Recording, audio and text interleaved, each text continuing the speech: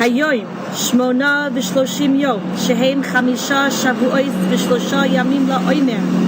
Today is the 38th day of the Omer, and the midah for today is38tiferesshebeyesod, and we are in Tveria, in the chotzer of the Rambam, where the Messiah says Rav Kahana is buried. Rav Kahana was an Amoira who was sent by Rav from Bavel to come live in Eretz Yisrael.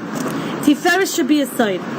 Torah is the greatest unifying force there is. The pursuit of Torah Ha'emes unites people.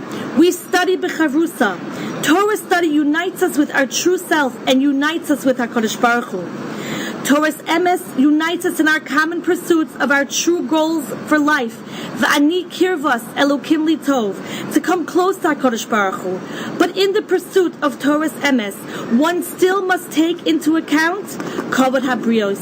We are now during the days of Sfiras HaOmer, that what we speak about again and again is the Talmidim of Rabbi Akiva, who were nifter, who died because Shalom Nahagu Kavod Zeh Bazeh.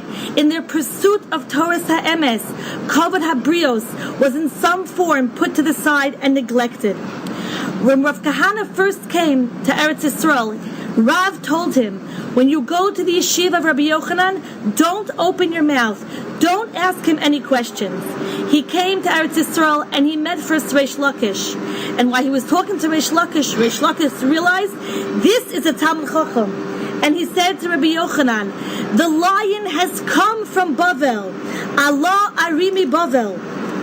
And they gave him a front row seat in the Beis Medrash.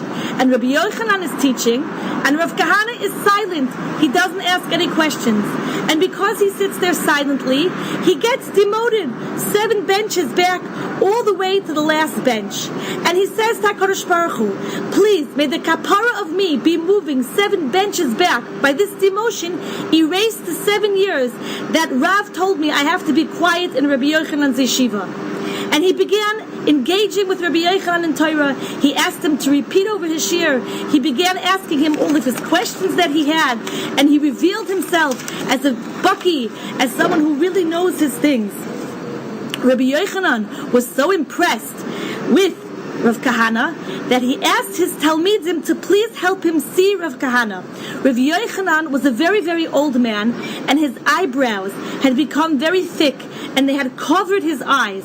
And he asked his Talmidim to please lift his eyebrows so that he might get a good look at Rav Kahana.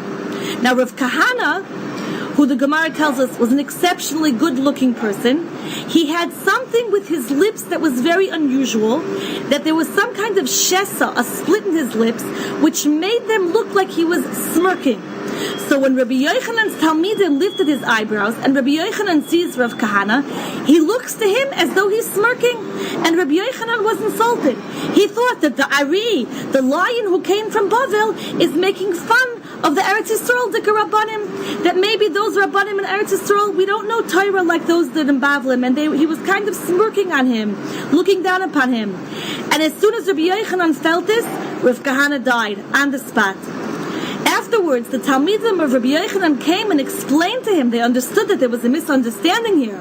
And they explained to him, no, this was a certain way, that unusual way his body was made, that his lips looked like they were smirking, and he looks like this all the time, with no connection to you, Rabbi Yochanan.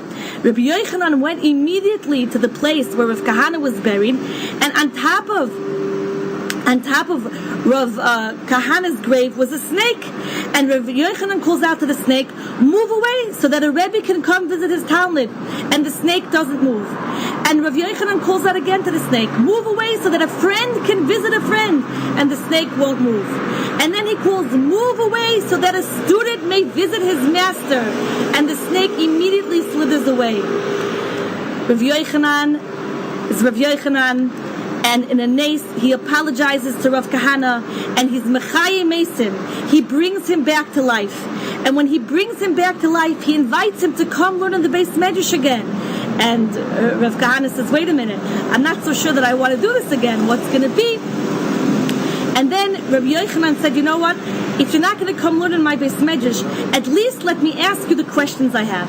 And Rabbi Yochanan began to ask Rav Kahana all the questions he had, all of the questions he had ever had in learning, and Rav Kahana answered each one for Rabbi Yochanan, Kadas u'Chedim. What's amazing about the story is, here we have a tremendous tikkun of Sheloi Nahagu Kavod Zeh Bazeh, on whatever level it was, a misunderstanding here that was rectified. Tchias HaMesim. There is something called, when we have a misunderstanding, that's not the end.